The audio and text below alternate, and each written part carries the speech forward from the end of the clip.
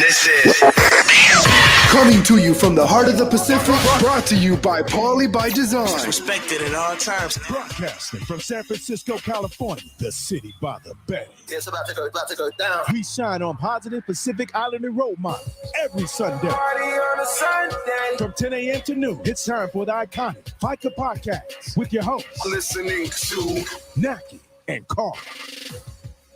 What's up, Neki? What's up? I'm back in the studio. I'm so excited. Been a minute. Been a minute. Season 6, episode 22.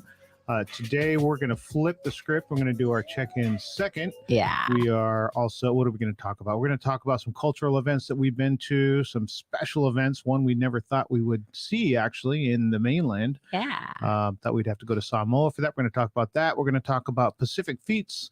And but first, we're going to talk to Willy and Chelsea. Oh, We so got a bone to excited. pick with them. They got a better backdrop than we do. We're going to talk about the shoe wall behind them, but most of all, we're going to talk about Kiss My Boba Yes. and the smashing entrance they've had on the PI food scene here in the Bay Area. So I'll turn it over to you, Naki. We're What's good? so excited. It's like the Lizzo's song. It's about damn time.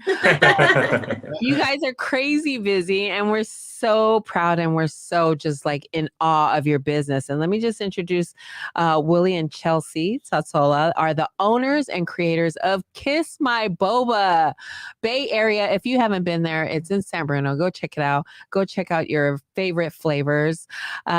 Willy and Chelsea love that they've created a place that people can gather and enjoy our Polynesian inspired drinks, which is amazing.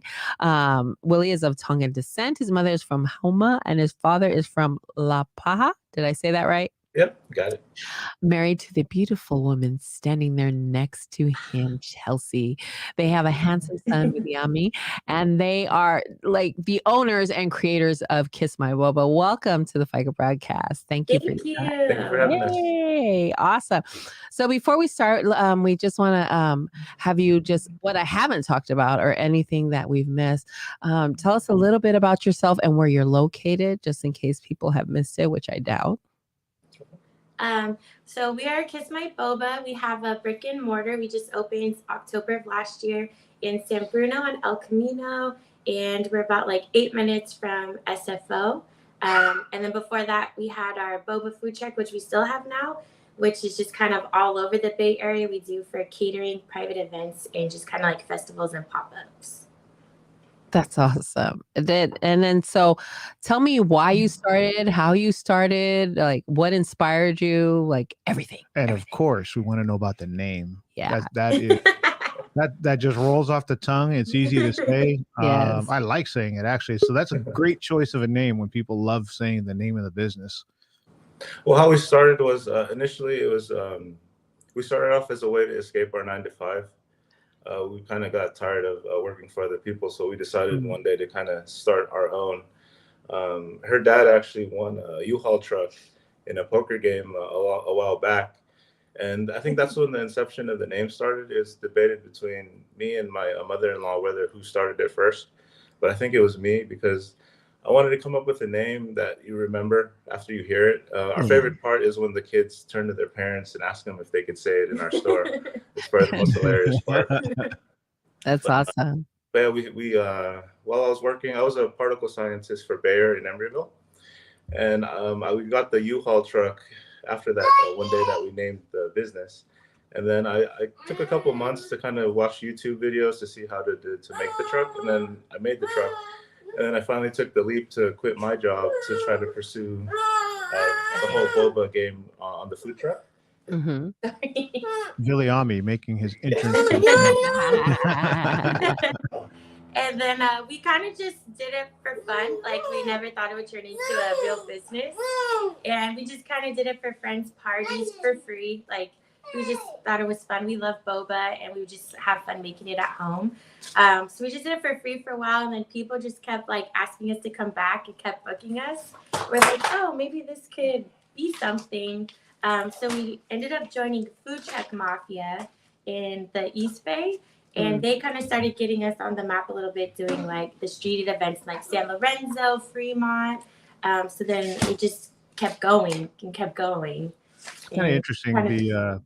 The it's a great way to start with the PI community, because if you make food that's not good, and they're not going to eat it a second time. Yeah. Polite, we'll eat it the first time, and then when the PI community is turning it down, it's a very honest assessment. Well, that was the unintended consequence of what we had done, because, like I said, primarily it was just to escape our 9 to 5. But then after we opened the brick and mortar back in October, it just warmed my heart. The support, right? Yeah. The support has been freaking amazing. And what I love that, there is no other, not that I know of, PI boba place. So I think that's not one, our people are freaking amazing. We will support you like 100%. Yeah, I never thought that would have been the case, because just the support that we get from not only people coming to our shop, but just people like you telling us that you're proud of us. It really hits home. Yeah. And Yeah. then it's really cool in our shop. Like every time people get their drinks or whatever, they take a picture and post it somewhere. So it's just really cool to see, like, since we're by the airport, people land and they're like, oh, I just landed from New Zealand, Australia, Hawaii. Don't know you guys, but we saw you on Instagram or TikTok and we're going to try you. And That's then awesome. I remember a family from Hawaii came, they did a prayer for our whole shop, dropped $100 in the tip jar and just walked out. So we get stuff like that all the time. So it's just, we feel very supported, which is just really cool. That's awesome. It's one of the things that Naki and I have seen, how quickly the community embraces other entrepreneurs.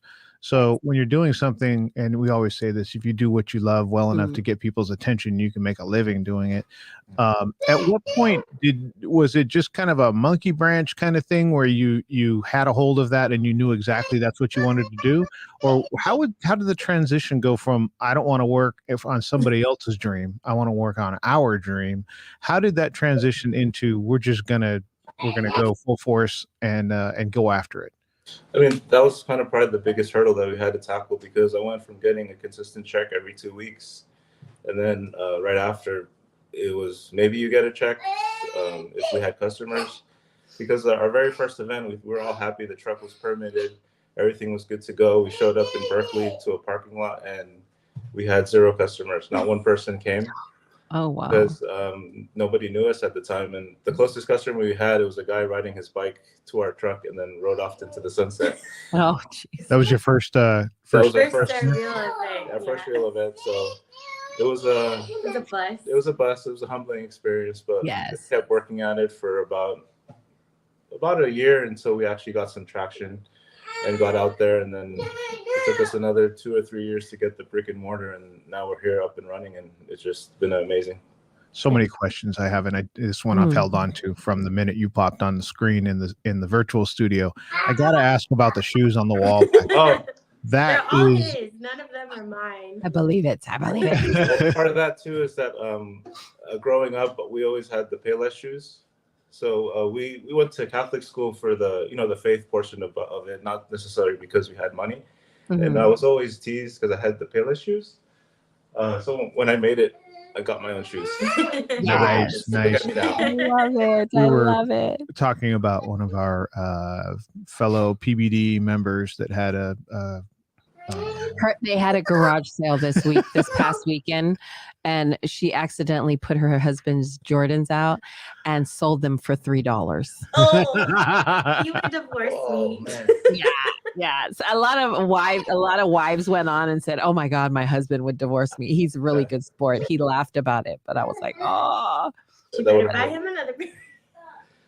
that's awesome." Oh, but going back to just like transitioning from our regular jobs to this, he quit first. So after about a year and a half, when we were just getting booked solid to where we were starting to have to take days off of work to fulfill our food truck or catering or events.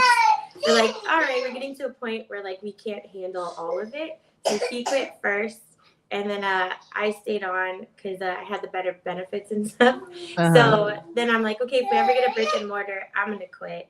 And then during the pandemic, it was just a hard time for everyone, but it was a great time to start a business because we could negotiate something that we could afford versus prior.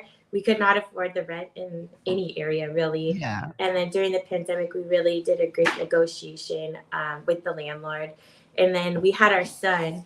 Just climbing the walls and that. We had our son, and at that point, when I was going to work, I was leaving when he was sleeping and getting back when he was sleeping. And I'm like, this sucks. I don't get to see my family. Yeah. So, you know what? Our business is doing great. So I was able to quit. And then we just said, this has to happen, or, you know, we have nothing else. So this has to work. So. Well, if your son has good taste in shoes, those are the ones I was looking at back there that he was with. So I think that really pays tribute to the entrepreneurial spirit of, it would be easy to say the pandemic's here and now I got to wait right now, you know, because of this, I'm just going to, you know, revert back to what's safe, versus saying now it's an opportunity. I can actually make this an opportunity for the business. Is there a entrepreneurial gene in your family? Is there somebody that you looked at it and saw doing, hey, they're doing it, I can do it too? Or are you the first in your families to do this? Well, both sides actually have entrepreneurs. So my grandma had 7 kids. They were super broke, and before she passed, she ended up owning and franchising 5 restaurants. So she owned, she started working at the IHOP in Hayward. Uh-huh. And then eventually waitress, and then a manager, and then owner. And then she was able to own 5 more in the Bay Area. So nice. All right. Billy only owns the Hayward one. So the other ones sold when she passed. But all of our family worked, like every cousin, friend, everyone got to have a job, which is just really cool. So I always wanted something like that later in life, but I didn't think it would be this soon. And then he does too, his grandfather. Yeah, both my grandpas back in Tonga, they owned the shops on the side of the road. And I always thought it was cool that at every single one of the shops, that was a hangout spot for the town. So in both La Paja and Homa, there was their shops that all the teenagers and kids got to hang out. And I thought that it's really cool that here in the States, we kind of built a place just like that, to where the kids come and hang out at our spot. And it's the same feeling that I get like when you walk by the shops. It's amazing how many stories there are out there of entrepreneurial Pacific Islanders that we don't know, right? Like, you could have eaten at that restaurant. You could have, you know, come in contact with Pacific Islander business owners and never known it. So that's kind of the thing that I love about social media. Yeah. Right. It's easier to get that out there, and, you know, get the people dropping off from Hawaii, right, that you've never met, that just seen you through social media and want to support and show that ohana once they land. That's a great story. So talk about we saw you a few weeks ago at the Polynesian Heritage Awards. We saw your stuff fly off the table as soon as it was funny. So they got to put their and I'll let them talk about it. They got to put their food out at the festival, and at the awards festival, and it was so PI that nobody wanted to take the first one. But man, the eyes were on that table, and the minute that one cup disappeared, that entire table went just like that. Talk a little bit about how you got involved with that and how you got nominated. Nominated. It was awesome. That was my favorite name to read that night, of the nominees, kissing, yell it at the crowd. But talk about that night and kind of arriving with the PI community there. Yeah, we didn't know too much about the awards prior to the nomination. And then we kind of received a notification that we were nominated, or we saw some other businesses getting nominated that, you know, we love and enjoy too and are in the Bay Area. We're like, oh my God, what a cool thing. We wish we could be a part of that. And then we got the notification we were nominated, and we were so taken back and just really honored to be part of that. It was such a beautiful ceremony. And just all types of politicians, business owners, community members. So it was a great experience to be invited, to be able to put our drinks up for people to taste, and just to see all the businesses flourishing right now. It was just really cool. I can't wait to go back. I was taking it back to just how the Polynesian community is so interwoven into Daly City and just the whole Bay Area in general. I didn't know that there were so many supporters of politicians. Like, we had direct assistance of the senators of the state, and I wasn't aware of that. And it was a great night to learn that there's more of us out there than we know. and that we were able to kind of network and expose each other to each other. That's awesome. You guys are also at nominated, and it was just, I think everyone that was mentioned that day, it was such a beautiful thing to see all the entrepreneurs, like you said, educators and community leaders in one place supporting each other. You guys were also at Pacific Feats Festival. Tell us about that experience. Oh, that was one of our busiest days ever. No, it was the busiest day ever. Yeah. I think we probably set a world record. It's probably not kept in track, but the world record for how many cups of otay we sold. We usually sold, sorry. It's okay.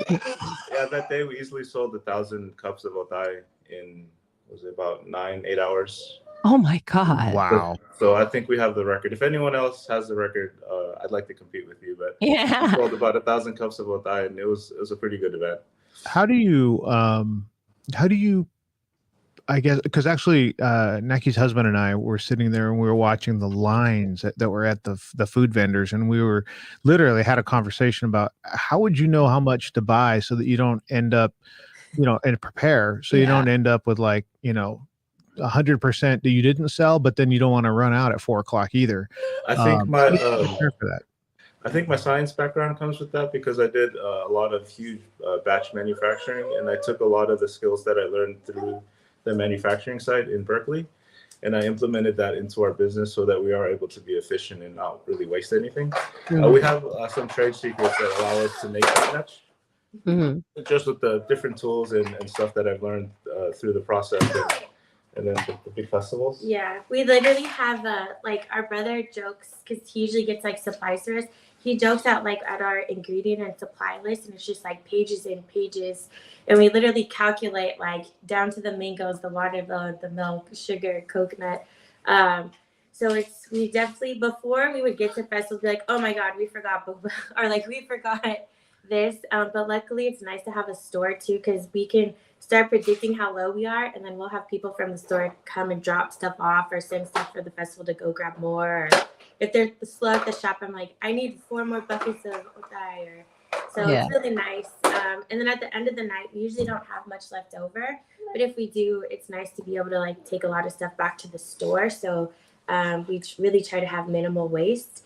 And then we actually signed up for a program called Too Good to Go. So if there is stuff left, a group comes and takes it for a very low discounted rate. So it doesn't go. Oh, that's awesome. So we try to do stuff like that. You're not doing anything for the stereotype that PIs don't understand math or science. Or, No, right. Pie Fest.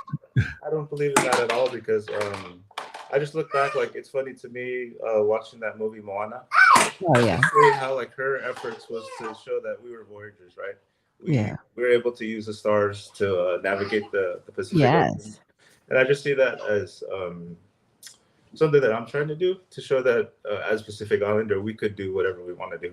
Exactly. Yeah, and that's one of the things that when you think about navigators, the Polynesian navigators had to navigate off both the southern sky and the northern sky. So there's a lot of navigators that were able to navigate on one side of the northern hemisphere or this whole completely different set of stars. So you have people that were able to manage both from a reading the stars and the skies standpoint. It's really amazing, and it's not a really well told story. So to have people like you out there doing it and being able to share your story as to how you're doing it and how you're managing it, that speaks a lot to people that want to do things, right? There's probably somebody that's going to watch this and go, much like looking at an ancestor that one of your lineage that owned restaurants, right, or owned businesses in Tonga.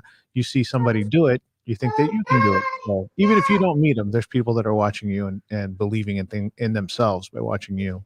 Awesome. Yeah, definitely. Even behind the story, behind the otay, that wasn't on our item at first. But at one of the festivals, my mom, she said, hey, maybe we should try selling otay. And I just remember how labor intensive it was because I remember back in the island, she told me that that's how they would make money to make their Sunday feast, is they would get the old coffee can and use a nail and put holes in it to make a cheese grater that we'd have today. And she would get the mangoes and grate them by hand and combine it with milk and then sell it to the tourists so that they would have money for Sunday. Oh, wow. What a great story. I know. It's just crazy to me how they came here from Tonga, and then we were able to create a product because the Odai by itself, I mean, for the Polynesian community to know, like, to expose our culture to other people, we think, like, we're so humble and we like to think that, oh, our stuff is just for us. But yeah, like for now, Odai itself is a 6-figure product. Wow. For our first year, it's going to be 6 figures. So don't think that things in your culture that it's only for your culture, other people will like it. Yeah. And just to tell you, go ahead. Go ahead. I'm sorry. Yeah, just to see that Odai one drink can be a 6-figure product, that's just crazy to me. And is that your biggest selling product? That's the number one drink, yeah. Yeah. And how did you come up with choosing the flavors that you're going to sell at Kiss My Boba? We kind of just experiment a lot. So sometimes, like, we'll literally be sleeping and we'll wake up, we're like, we should make a drink that tastes like this, and we'll like write it down and go back to sleep, and then we'll just play with it. And a lot of times we do at the festival, we'll just drop something and we see how it goes, because our community tells us, they're like, we don't like that, or they're like, we love that, put it on your menu. Like every day we have just DMs of people telling us stuff, which we love because it helps us get better. It gives the customer what they want.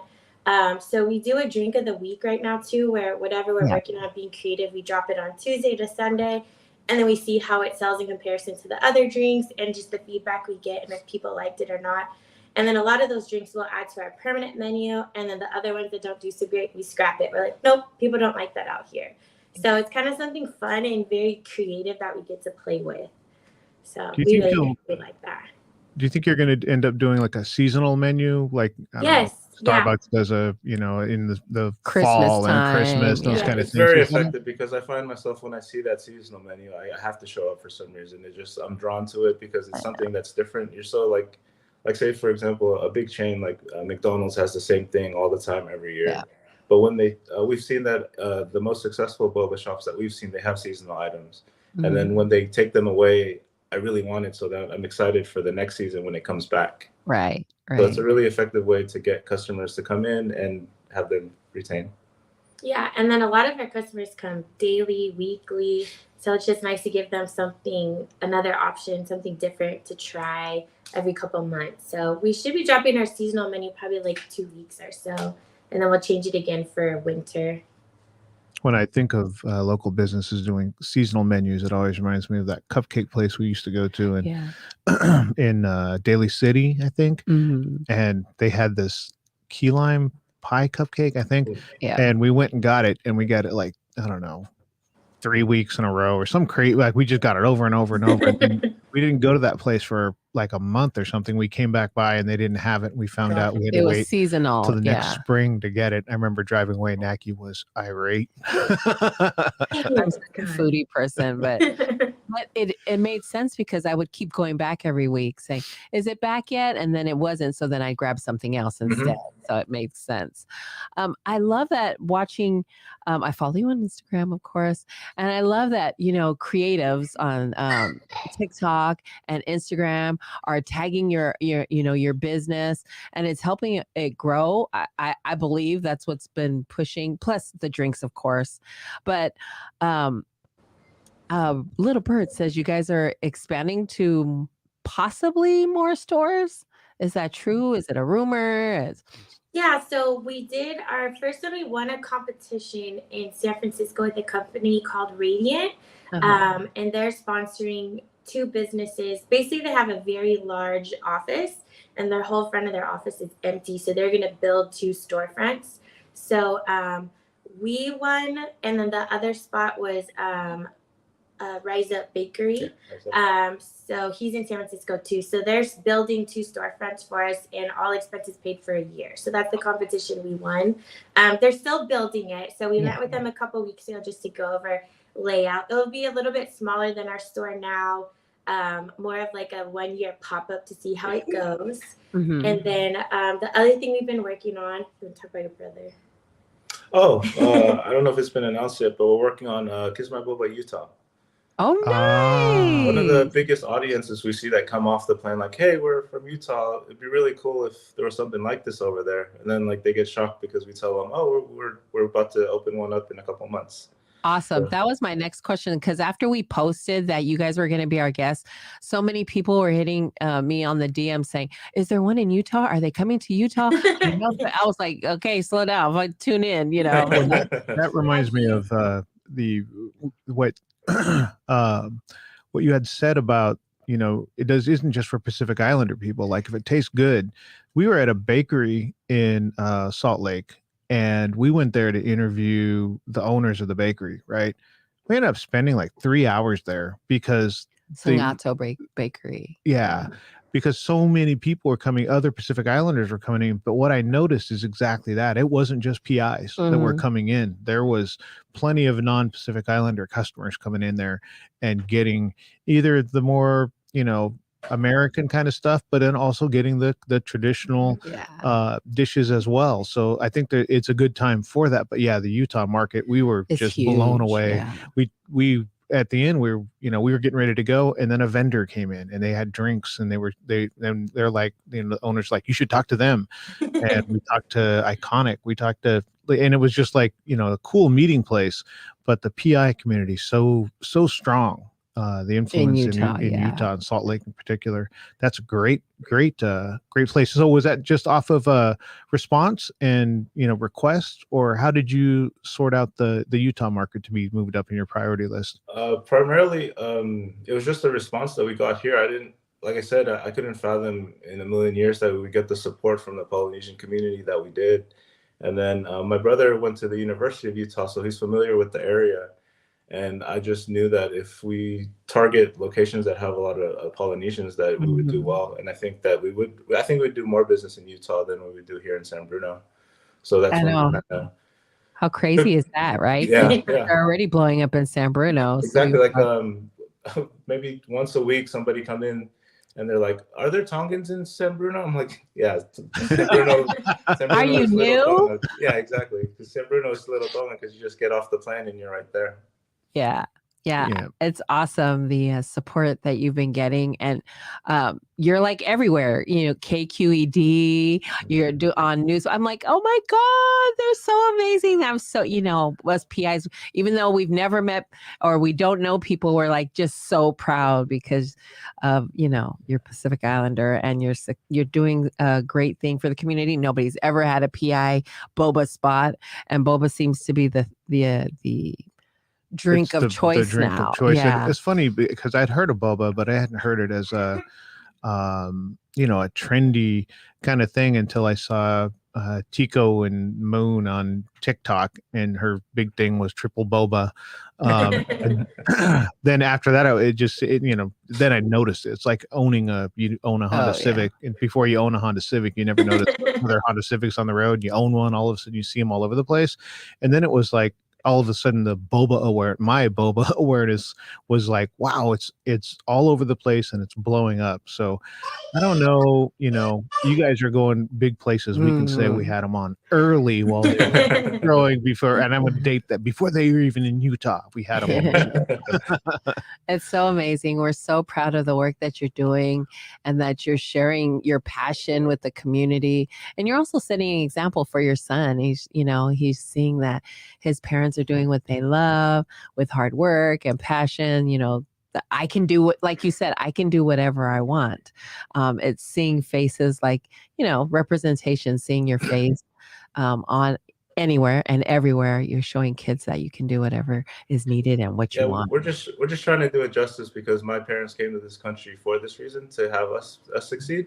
So I'm just happy I'm able to not directly show that you know, this is what my parents did for me, but it's like, as I do the hard work and we get recognized, the happiest moments is when people go to them and say, "Hey, is that your kid? Is that your kid? Is that your kid?" Because it's kind of bragging without bragging, because people come to you and they say, "Oh wow, we're really proud of them. That's pretty cool." And it's something I never would have achieved working for somebody else. And I think we know how proud that makes our parents feel, right? Like, we know when you're proud of your kid, we know how that feels, right? So we have to know how that must feel for a parent to have somebody come and say, I think somebody, I can't remember, it was probably Mo, that somebody had said, you raised your kids right. And that's such a compliment as a parent. Mhm. And to know your parents are getting those kind of, those kind of compliments that just makes you feel good all the way around. And we can see the next generation bouncing around back there, picking the shoes off the wall, Oh, I know. making it tough to do the show. But this is the show. It's a Yeah, calendar show. So if you Yes. have a little one causing a lot of noise and Mhm. running around, that's part of the show. That's what we part of do. the show. No, thank you for understanding. We're Oh, like, oh, no, she just girl, we shouted, got she's kids so too. loud. We got kids jumping around. It's just it's an honor to have you guys here. We're just so proud of the work that you do. I know I said that before, but we really are proud, and I love seeing you guys pop up and kiss my Boba name everywhere. I hear it everywhere now, and the support from the community is huge. And going back to the parents, all the time we see a PI face, we go, "Oh, whose kid is that? Like, what's their last who's their family?" Right? We always say, "Who's Yeah. that family?" Oh, we know that family. Oh, you know what I mean? So I'm sure your parents are proud of you, both of you, Chelsea and Willie. I'm blown because you guys are just amazing couple, humble and grateful, and just I wish you continued success. We really enjoy watching you grow, and hopefully we get to show up at the grand opening of the Kiss My Boba Utah. Yeah, it's funny. As they were talking through, we're getting a storefront in San Francisco, and then we're moving to Utah, and the sales and stuff. In my mind, it was like, I wonder if we're going to see them on the Shark Tank. Oh yeah, we would love We to. don't want to talk about that because we tried, and we'll talk about it later. We haven't Oh, let hey, they're lost. There's plenty of businesses. Ring security cameras was on Shark Tank, and they didn't get. They didn't They take didn't them get Oh either. yeah, taken. So there's plenty of. they recently sold to Amazon for $1 billion, and the Oh, yeah. CEO he's the number 2 at Amazon right now. Yeah, See, there you go. and they didn't make it through Shark Tank. Oh, we so- know, we know. Yeah. Well, is there any growing up? Who we'll start with Chelsea. Who was your role model, or who inspired you to do what you're doing?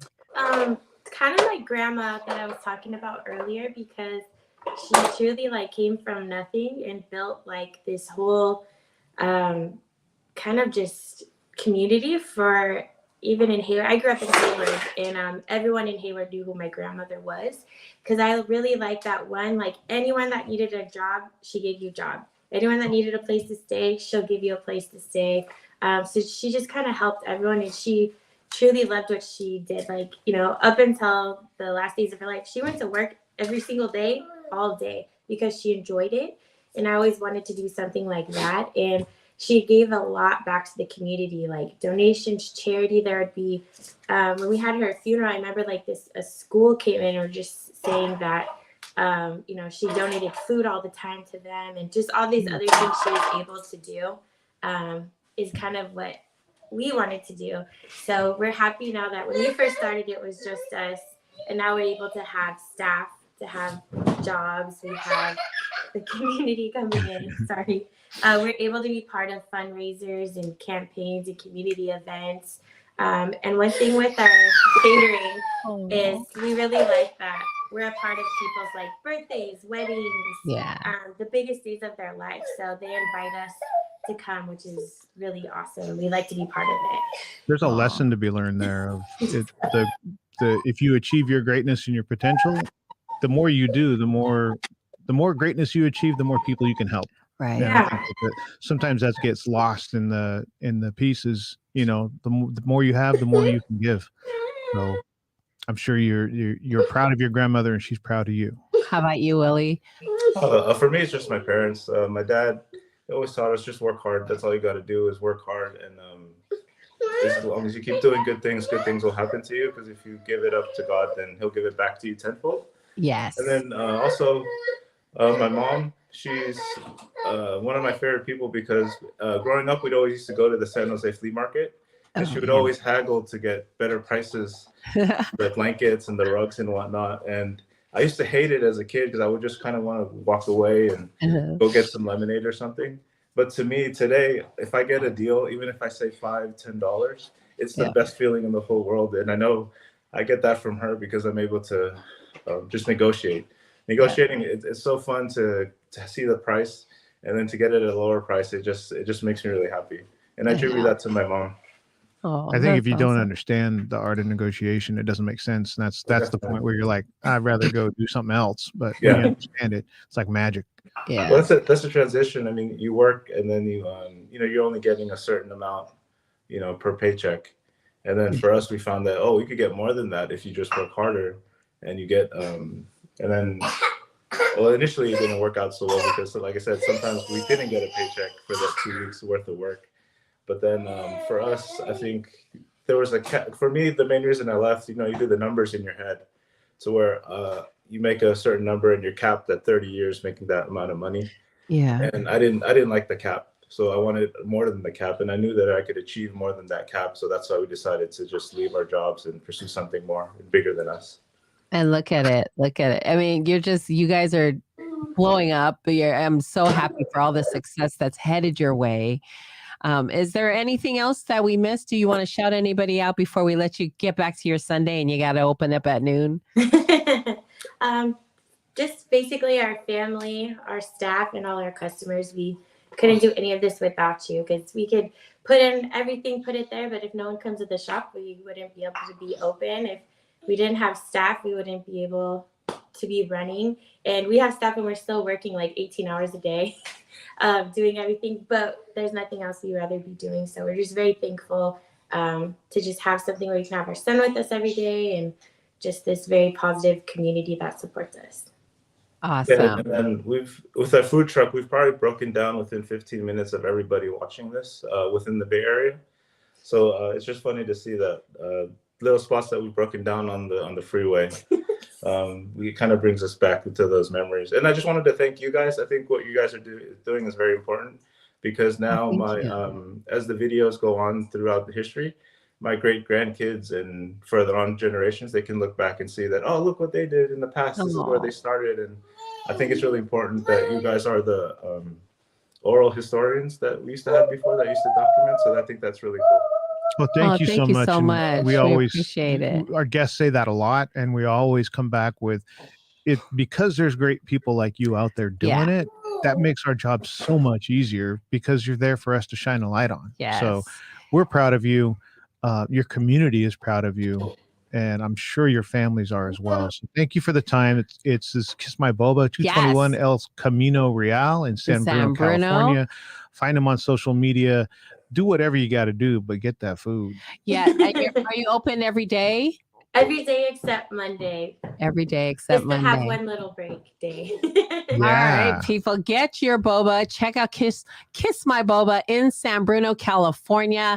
The first person to say that you've tuned in, we will treat you to Kiss My Bobas. So thank you so much for your time. Again, we're going to give a lucky winner 2 drinks to Kiss My Boba. Enjoy. Thank you for your time. God bless your journey. Have a great day. Thank you. Awesome. We could have say we had them on before they were, before they were a nationwide millionaires. Chain. We had them on the Faika podcast. Yeah, there you go, Richard. Oh, EPV Films gets 2 Kiss My Bobas. EPV Films. If you haven't checked them out, go watch them, go follow them. They do great work. If you got a family event, if you have a Films. family event, graduation, celebration, wedding, check them out. You may want to use their services as well, but they've got some great, obviously they have some great videos. Yes. If you're looking for video documentation of a life event, there you go. EPV's where you go. EPV Films. That was Kiss My Boba. They're in San Bruno. Richard, what are we going to do? Apple Pay you. Hit us in the messenger and we'll send you your 2 drinks for today. Yay! Awesome. Well, our community, let's get our community announcements out, and then great. Like, those 2 are so freaking amazing. They did a great job with their business. They're so humble. They're amazing. Yeah, down to earth. And I love that Viliami was running around. I love that. Part of the interview. He's so cute. He's so cute. I was thinking of people watching, right? If you're not used to our shows, you might be like, What is that? Why do they have that kit? Because that's how we do. Because we love our babies. All right. Yeah, go ahead. Essence of Mana is offering free classes via Zoom. They just actually announced a new cohort. So go on to social media, check them out. They're reaching out to our PI community. Doesn't matter where you live because it's virtual. You've got to be willing to commit to the course, which is 12 weeks. Classes are about to start for their 12th. I believe it's their 12th cohort. Reach out to Lulu Masina at 415-243-6328 or El Masina at healthright360.org for more info. All Mayuso's 7th annual Amu Barbecue is happening August 20th at Gilman Park in San Francisco. Free family affair for the entire family. If you want to volunteer or help out, contact Christine Mawia at 650-219-1081. It's a free event. Get there. And that's right around the corner. Going to be here before you know it. Mark that off in your calendar. August 20th, Gilman Park in San Francisco.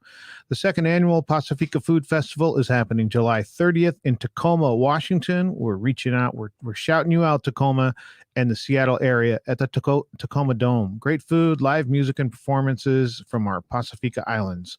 Pacifica Food Festival will close out the annual Samoan Cultural Week. For more information, follow Big Oos Radio on all social media outlets or email bigoosradio@gmail.com or the good old-fashioned phone number 253-330-3652.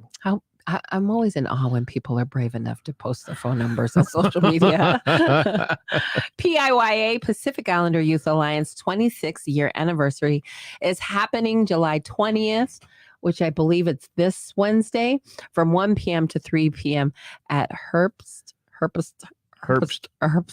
Theater in San Francisco. Oh my gosh, we're having a moment. Herbst Theater in San Francisco. Follow Samoan Community Development Center for more information, all the details. It's happening this Wednesday. That's always a great event. It is always a great event to see the kids celebrating, engaging in their culture, singing, dancing, all of the cultural pieces to that. This Wednesday, I think. Yeah, Wednesday, 1 to 3. It's a crazy, amazing event. And they do a great job there at Samoan Community Development Center. All right. We got stuff. We've been Oh my goodness. Been a few minutes since it's been forever on. since we've been on. Good morning, Nellie Allo, checking in on Facebook. Good morning. Good morning, sister. We got the show flipped. So if you were tuning in for Kiss My Boba, they were already here. They're and awesome. gone. They're awesome. And we're doing our check-ins now. Yes. Let's talk about Manufo's Papali'i bestowal of title. Now that's a ceremony I didn't know that I would ever get to witness. Yeah. We had one of our first cousins receive a high chief title in Pongo, and we didn't make it. We actually were in Samoa that year, but not at the time for the ceremony. And I was kind of thinking that was probably the only shot to see that kind of ceremony going on, unless we made a trip back to Samoa and kind of got lucky with a roll of the dice. But we were able to see it right here in the Bay Area. In the Bay Area, Papali'i Manufo Liainga Anua'i received her title a couple of weeks ago, and so it was pretty badass. We went to the ceremony. Her Sa'o, the highest chief of her family, flew in from all over the world, New Zealand through Fiji to everywhere, to SF, and then literally got off the plane in a car and drove straight to the ceremony. Yeah, pretty wild. That's pretty wild. To time that out right. It was pretty amazing. Geraldine, good morning, checking in on Facebook. So we get to the venue where the ceremony is, or the ceremony is happening, and it was. I think I don't go. So, I mean, shout out, if that's the right term, to Pastor Tala Asofa Aleava, who had done a Samoan language and cultural course, 12-week course in 2019. I think we attended that. And in the cultural piece, so the first hour was language and the second hour was culture. He went through where you sat in the fale during formal events, and to understand the setup of where everybody was sitting and who everybody was amazing to me to be able to see. And Ryan, Manufo's husband, had said, basically at the beginning, he had said, sit where you want, but in the end, we're going to arrange people to be culturally appropriate, and follow the protocols of the culture. So to understand who was where and who was sitting where was, it was really interesting. It was really, I don't know, cool for me to kind of understand who was where and what titles people were holding and those kind of things. So understanding a piece of it was really interesting to watch, and then seeing and hearing the language was the other piece. Understood very little of it, but just to see the Matais and the Tulafales and the Sao and everybody engaged in the culture was, again, I didn't think I was going to be able to see that. Yeah, it was pretty amazing. And we were humbled and honored to be able to witness this in the States, no less. Right. So just where we were sitting we were considered a no title. People were sitting closer to the back of the deck. What is that? Taula? Yes. So on what I took was from the Sao and Ali'i sat at one pole, and then the other side of the pole was the Faifa'aus, who was the next high title in the house. And then the Tulafales sat close, the speaking chiefs sat closer to the street. And then the people with no title sat closer to the back of the house. I got that. I totally understood that just because of the culture class that we took at Tamaha's Samoan class. So I'm grateful for that. But it was amazing to see. I was so proud of Papali'i Manufo and her the whole ceremony. Her daughter Heavenly also received a title. Her sister and nieces and nephews, and then the rest of her family. It was just not a select group, but just a handful. One, we're in a kind of pandemic. Two, she had her immediate family, and then by fault, I live around the corner. By proximity, you had a seat with the Untitled. Yeah, I was so honored to be there. It was such. I think I'm in awe of the places that PBD has gotten us to be. Seat. We got a seat at this thing, so it was such an honor to see this ceremony happen in the States. And of course, she's going to go to Samoa to make it official at the end of the year, because you've got to register in Samoa your title and your name. So that all becomes official at the end of the year. So it was awesome to be there. I'm in awe and just blessed to have been in that space. So thank you, Papali'i Manufo. The Anawa'i family and the Liainga family, they have so many cultural events and gatherings at their house. It just made me think that the neighbors must have been like, again.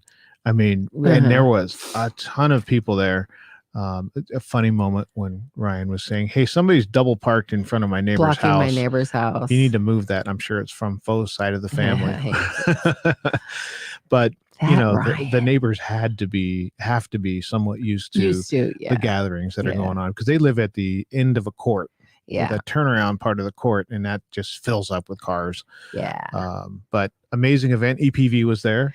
EPV, they did a great job of shooting it. By the way, Mr.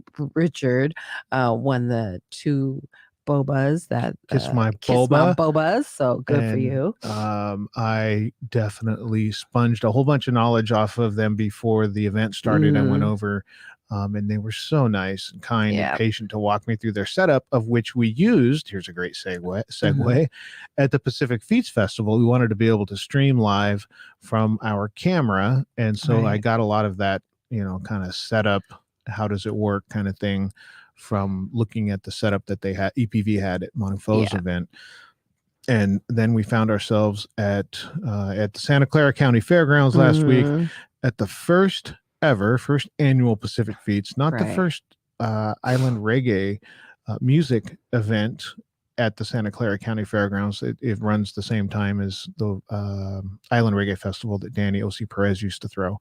But this wasn't a cultural event. It was a concert. It was it was a music. It was music festival. It had food, but there was no dance. There wasn't a dance showcase. There was no car show or any of those other things.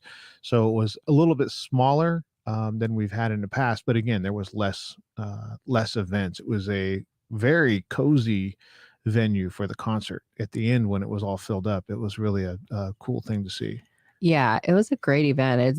And has, again, I mean, it has nothing to do with Island Reggae Festival, but I think a lot of people thought it would be like the Island Reggae Festival, and this was put on by Pacific Feats. Leandra and her sister Violet, they did such a great job for the first. I was tired just watching them. I was watching them and seeing every time I saw them, they were moving 100 miles an hour. Yeah, they did such a great job of putting it together. We were part of the media team, PBD, and then Island City TV did a great job of covering. There was a lot of photographers there. I love that I got to meet Island Mogul, who I've been following them for the last 6 months. They're growing like crazy. They're doing great work online. Also, Pete, I think it's Living Room Media. He did a great job with his photos. Logan from Island City TV, Lala, Bree. I got to get to know Bree a lot more that weekend. I mean, it was a really good event. We hung out. They took really good care of us there. So thank you so much to Pacific Feast Festival and their crew, Leandra, and her whole family. They did a great job. There was a lot. Cutthroat was there. So what was fun is I've heard of Cutthroat. I know some of their songs. They're more hip hop, and there was a lot of hip hop artists there. I did enjoy Hiva. I enjoyed him. Chris New. I mean, there was a lot of artists that I hadn't heard of before that now I follow and listen to their music. David Thomas. David Thomas, if you don't know who he is, please go follow him on social media. It's DAYVID, David Thomas. He's an up and coming, amazing, I want to say R&B artist. Please go follow him on social media. He did a really good job. His voice is crazy amazing. Who else did I enjoy? Reno Anua'i and Tanel and Rin. They always are amazing. So that was not a big surprise. Fiji was there. Sammy J. Maoli. Who else? Drew Deasy. Yes, Drew Deasy did a great job of also celebrating Pacific Feast Festival. I mean, there were so many great artists. Came Up Kav, Tama Jabless. Who else did we see? I mean, it was just, if you missed it, because it was a sold out event. So if you weren't there, you missed it. If they do it, I believe they're going to do it again. Next so this year, is the first annual, ever. There apparently is going to be a number 2. When it pops, they're cheaper. So if you get the tickets when they break, they're cheaper. They're only going to go up in price. But 2, the show's going to sell out. Yes.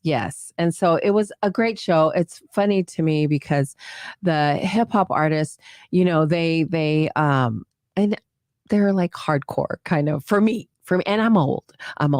But when I went backstage or behind the stage, you can hear them all. They're talking their talk or whatever, and then I'd come up from behind them and I go, "Excuse me," and they'd be like, "Move out of the way, Auntie's coming. Move out of the way. Get out of Auntie's way." I was like, oh, okay, they're good kids. It's kind of funny, but the food was great. So we just had Kiss My Boba. Kiss My Boba was there. They said they sold over 1,000 otai. Toke Moana was there with their crack. The Pokemon. Ray. We love Ray. Way too much poke. Yeah. He gave me one. I bought one. You gave me one. I mean, I had Ray. I had gills coming out of that. Yeah, Ray, he got a sasa when I seen him because we pulled it. I went to go get Kaipo Kitchen was there. So I went to go get their fries. I see Mele, follow Kaipo Kitchen. I mean, everybody. I go get fries, and then next door was the Pokemon. So I got Poke too. And Ray's like, oh, it's on me, sis. Yeah, no. We don't do that. We support, like I was telling Ray, see, this is why we don't have nice things, is because we're always trying to give free to our family and friends. I was like, no, we're going to support you. We have to buy. So, but I love the gesture. They were there. Anthony's Kitchen was there. And I don't know the taco truck that was there. I'm so sorry. And the tacos were amazing. They were amazing. The tacos were amazing. So I ate at every food booth that was there. So thank you very much. I think I gained 5 pounds that way. But it was such a great event. My kids were there.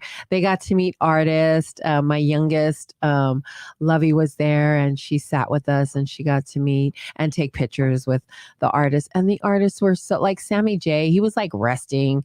And, of course, I'm like, hey, can you take a picture with my Lovey? And he was so sweet and so nice. And it was just nice. Tanel too.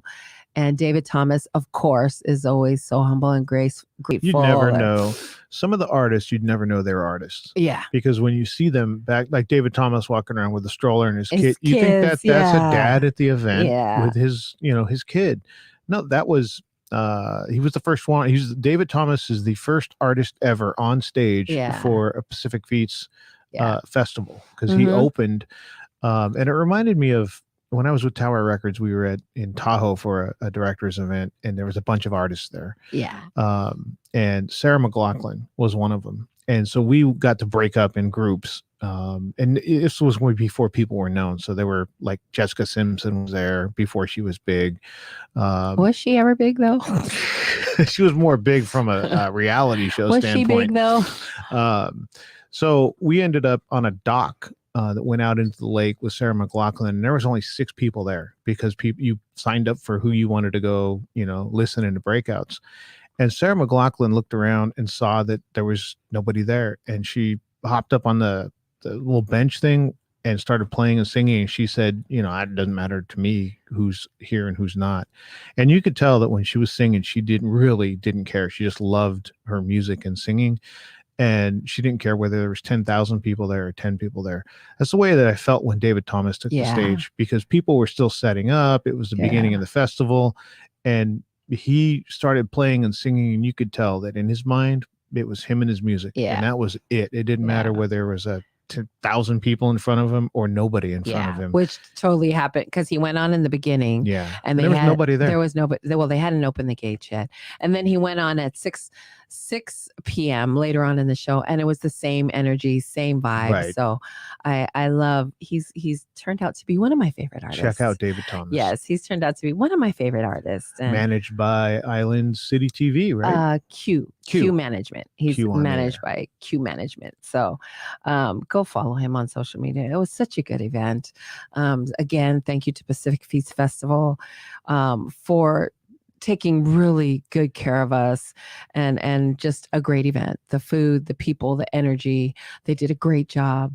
And you got to hang out with Leandra's dog, Juicy. Me and Juicy had quite a few moments where I was like, I'm tired, I just want to relax. Yeah. And I wandered over to where she was leashed to this pole that had shade next to it. So we were just kicking it in the shade. Hanging out. Yeah. I always love my dog time. Yeah. So it was a great event. Thank you so much to the Pacific Feats Festival crew, team. Everything was amazing. We had such a good time. Yesterday, this past week, what did you do this weekend? This week, I went to go see my mama yesterday. Nice. The strangest, we just, my family we're not like other people. We cruised the alleys in Fort Bragg and she told me, she was in this alley as a kid in like 1955 and what she would do. And I saw parts, literally, I grew up in Fort Bragg. We both grew up in Fort Bragg. We saw parts of Fort Bragg that both of us agreed, because we would stop and go, have you ever been right here? And it's a small town. So you would think that we'd walked every part of that area. there were parts that we saw for the first time ever Nice. in Fort Bragg. So it was just a good day to just hang out with Chilling mom. with We your went to go mom. eat. We got to, just talk about memories and talk about things we still want to do. Nice. She's talking about, she wants to get to see some things in San Francisco. So we're making a trip to San Francisco to see it. So, it was a good day, a long day. I drove up there early in the morning, came back Same late day. at night. So that's yeah. like 8 hours of driving in a day, but Dang. well worth it because Yes. of making memories with mom.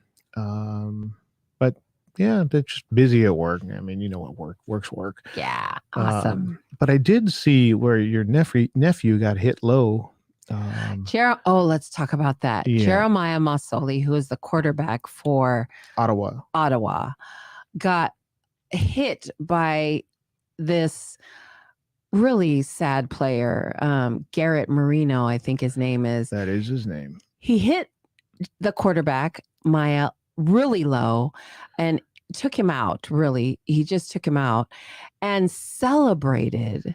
And I guess before that, he was slinging racial slurs, and I don't really know what it is. And thank you for not reposting whatever he said to Maya.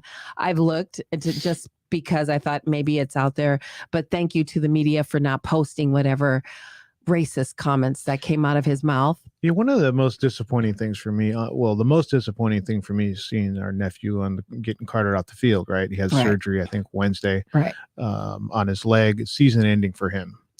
That's the most disappointing thing. Right.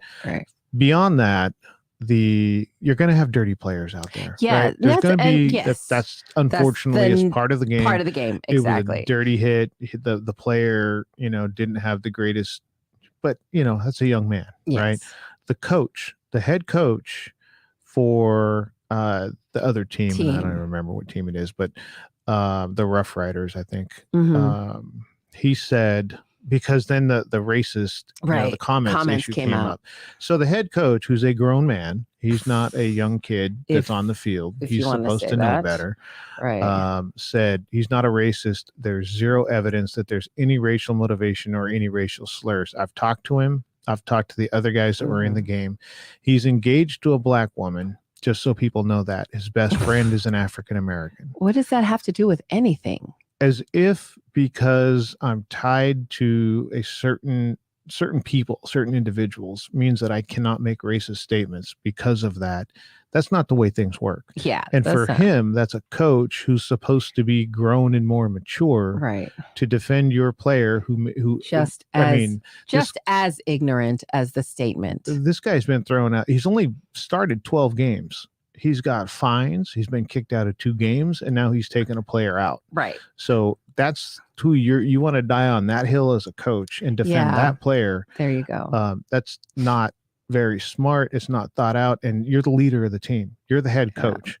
So to come across that way, more disappointing to me than Garrett Marino is, you have those kind of players that are always on the edge. But the coach, I expect more from the coach. So then it comes the apologies after of, but I didn't mean it's this. because of the backlash from the public that they apologized. If you were going to apologize, you would have done it right away. And you celebrating Jeremiah getting, carted off the field, it just says so much about your character, which is not a lot. So as a defensive lineman, when you hit somebody late and low, and when you've hurt somebody. So to me, to say, for in anything inference that he didn't know what happened, it's different if you get blocked and you roll up into somebody, right? Like you're going at the back of their legs because you got blocked into the guy. Right. It was a clear intentional hit. Dirty player. I mean, I'm okay saying a dirty player because in 12 games, he's been kicked out of 2 games. Definitely. It's his character. Multiple penalties. And his team supports him. His team supports him, especially his sorry ass coach. There you go. I said it. But yeah, that was a sad, sad day in Canadian football that they let this go. And the punishment does not fit the crime in my sorry but loving opinion.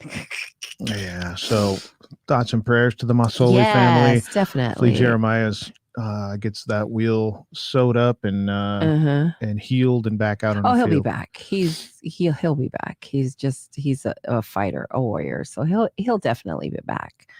This past weekend, I was in Washington State for my cousin Lily got married to her king. His name is King. She got married in the state of Washington. So we made it a kind of a girls trip. My mom went, my oldest, Evie, Lay, and Boogie, my brother's daughter. We went to the wedding. And we had such a good time. And I hadn't seen my FISO side for like eons. And so I got to see my dad who passed on. I got to see his two brothers, my Uncle Bukasi and my Uncle Fafiki, my Uncle Fafiki I haven't seen since 1998 at my dad's funeral. And then my Uncle Bukasi, who I keep in contact on a regular basis, but hadn't seen in such a long time. And so it was so good to see him. My girls got to meet my first cousins. So in our family, there's Annette in Washington and Annette, California, because there's two Annettes. And so I got to see my cousin Annette and her siblings and meet her husband for the first time. Well, not first time, but it's been a minute. My girls had such a good time. And so we're working on the FISO reunion. And so I got to see my dad's sister too. Okay, so we're on the plane. I'm going to tell my story. We're on the plane and we sit, and my asthma is super bad. And so we wore a mask. We always wear masks. So we wear a mask and we sit down, and I'm in the aisle, lays in the middle, and then there's an open seat. And so towards the end, this guy sits at the on the window seat. And so plane takes off. Me and Leigh are watching a movie, minding our business. Mind you, I coughing because of the air and stuff like that. So as they're passing out the drinks, this guy, this older gentleman, he looked about, I don't know, 60, mid 60s. He asked the waitress or whatever, the stewardess, the flight attendant, can you move me because I don't want what she got? We snapped. We literally snapped. You got right to it? Right. We got right to it. I was like, I have asthma. I'm trying to be polite because I have my daughter with me. And then Lay's like, my mom has asthma. And he's like, that has nothing to do with it. I don't want whatever she has. Can you move me? And then he has no mask. And I said, sir, if you were worried about catching anything in the whole airport, in this airplane, you should have worn a mask. By all means, move. So then the flight attendant says she'll find him a place, and there was somewhere else. So he got up to move. We didn't budge. You know how you get up to let the person, we didn't budge. We sat there. He didn't say, excuse me or nothing. And he literally climbed over the both of us. And so he went to go sit wherever he was going to go sit. We're watching a movie. By now in my head. How far? It's like an hour and a half flight up there. How far into the flight? I think it was an hour. Right when they start serving the. Oh, okay. So what is it? Half an hour or so? Half an hour. So we continue watching our movie. In my head, I'm livid. I mean, and I get it. You know what I mean? I get it. I'm coughing. You don't know who I am, but there's a way to say things. And had he been polite, I would have been, I totally get it. You want to move, or say, but he was so rude and everything. People, the way you deliver something or the way you say something is so important. And he totally was like, I don't want what she's got, like, okay. Asthma? You're not going to catch asthma from me, by the way. So it's just the way that he said it. I told 100%, if you want to move because you don't know who I am and you don't know what I got, 100%, please go move. But there's a way to say it.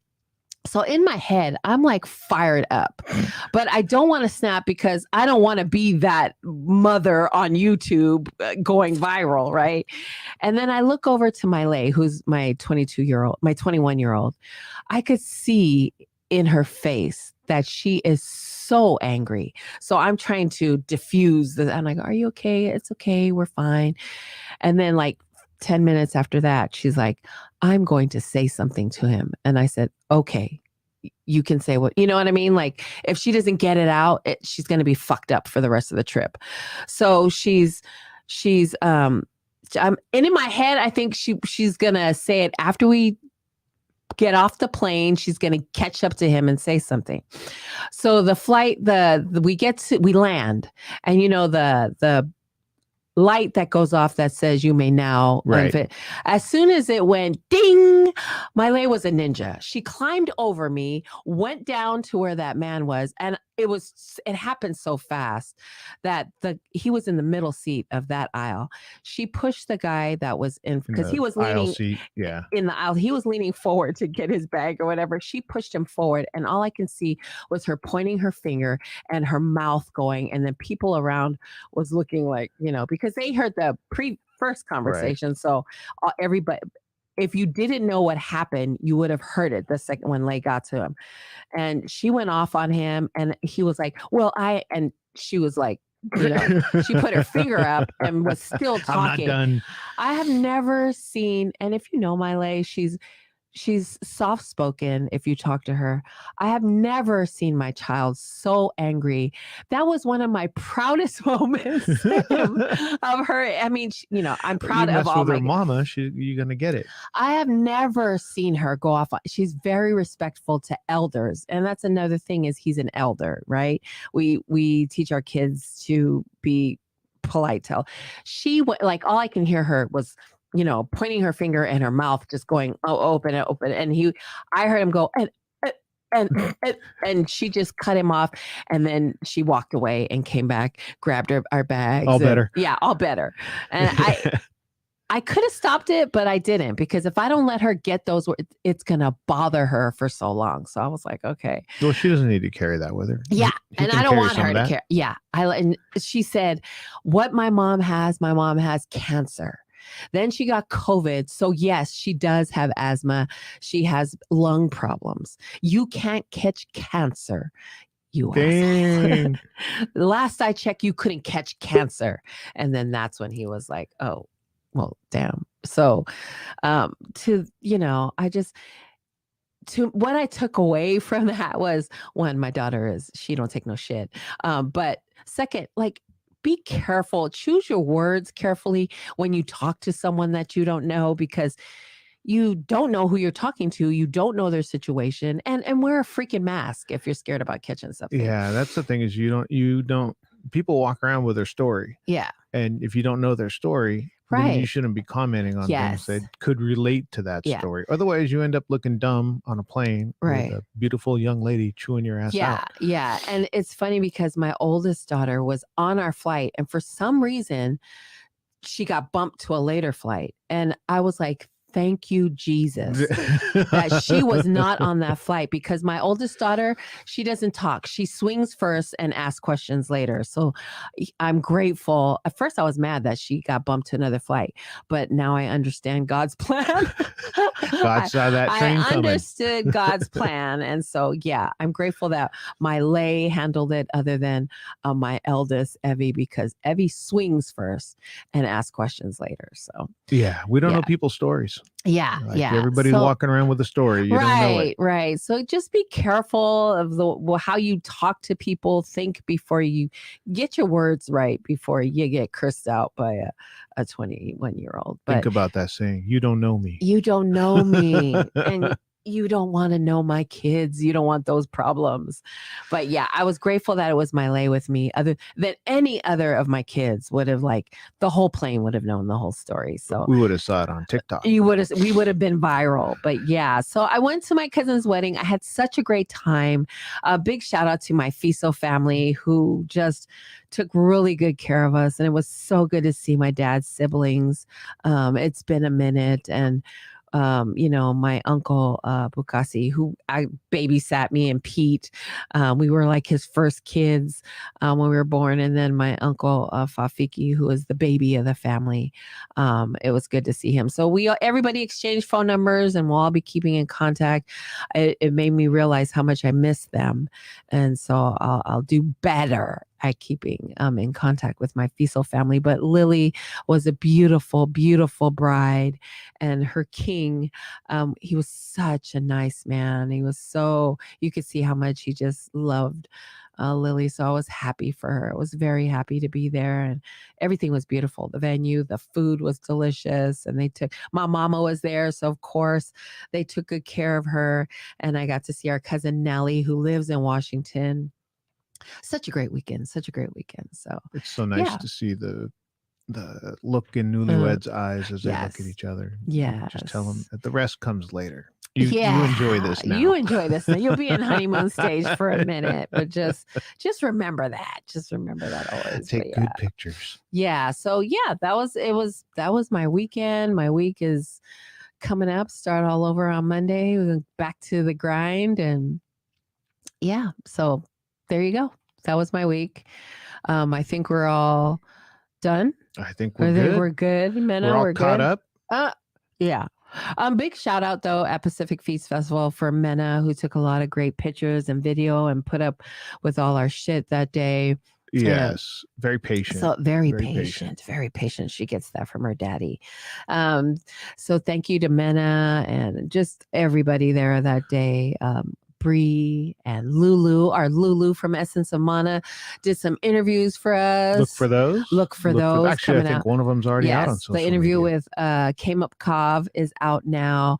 Follow Island City TV. They have a lot of content coming out from from Pacific Feeds, Island Mogul, Living Room Media, Petey Pete, and everyone that was there. Is it Fiva? Oh my gosh, his work is amazing. Please go follow him on Instagram. We are done. We're done. It's a wrap. Thank you for tuning in. We will see you next week. Come back to Faika with us. Love y'all.